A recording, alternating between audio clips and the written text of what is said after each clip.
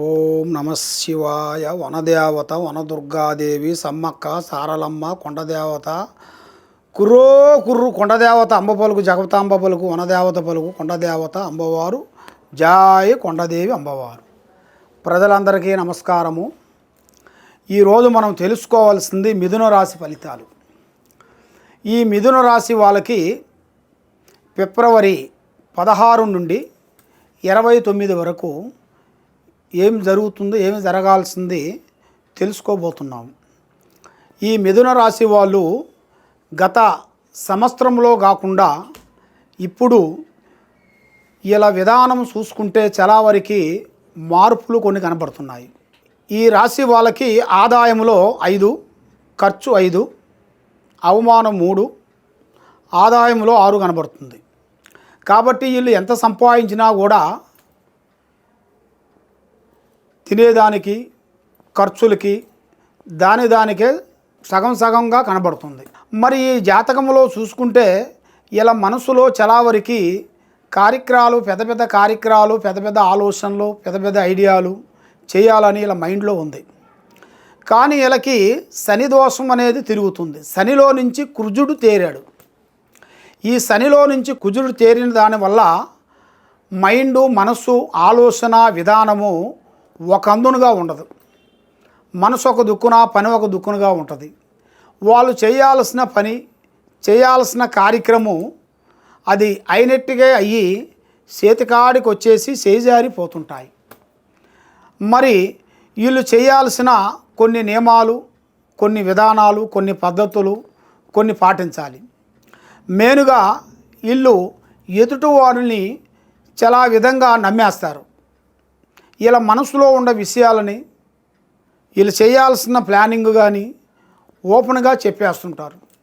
దానివల్ల చెప్పిన దానివల్ల కొన్ని టైం అనేది అనుకూలం అనేది ఉండదు. ఏ కార్యక్రమం అనుకుంటారో ఆ కార్యక్రమం బ్యాక్ సైడ్ అనేది కనబడుతుంటుంది. అంటే సగం అవుతుంది, సగం కాదు. మరి ఇది ఎందువల్ల అవుతుందా అంటే వీళ్ళ మీద ఈ శని దోషము, శని, రావు, కేతువ ఈ 3 గ్రహాలు వీళ్ళ మీద తిరుగుతున్నాయి.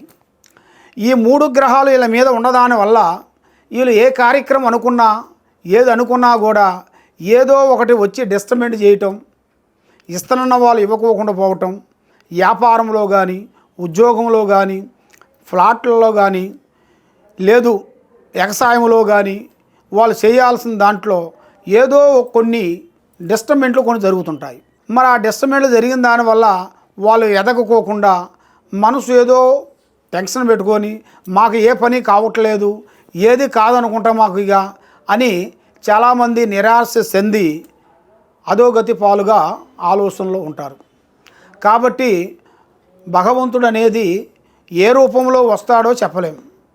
ఆ భగవంతుడు అనేది మనకి తప్పకుండా హెల్ప్ చేస్తారు. కానీ అన్నిటికన్నా మెయిన్ మూల కారణం ఏమిటంటే ఈ మిథున రాశి వాళ్ళకి ఈ 3 గ్రహాల వల్ల ఏ కార్యక్రమాలు అనుకుంటున్నారో ఆ కార్యక్రమాల్లో బ్రేక్ కావడం వల్ల వీళ్ళకి కొంచెం దెబ్బ తగులుతుంది.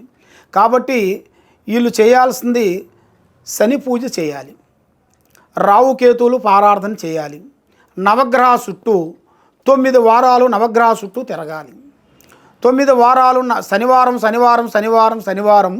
9 శనివారాలు తిరిగిన తర్వాత 9వ శనివారం రోజున నవధాన్యములు, నల్లటి నూములు, ఒక బెల్లం గడ్డ, దాంట్లో పసుపు కుంకుమ, ఒక దీపారాజన పెట్టేసి 9 నవగ్రహాలు చుట్టూ తిరిగేసి దీపారాజన వెలిగించేసి మళ్ళీ ఆ గుడికి వెళ్ళిన తర్వాత మళ్ళీ ఏరే గుడికి వెళ్ళకూడదు. ఆ గుడికి వెళ్ళి ఆ దర్శనం చేసుకొని 9 ప్రదర్శనలు చేసుకున్న తర్వాత మళ్ళీ ఇంటికి వచ్చేసి తలస్నానం చేయాలి. చేసేసి మీ కార్యక్రమాలు ఏదో మీరు చేయాలి.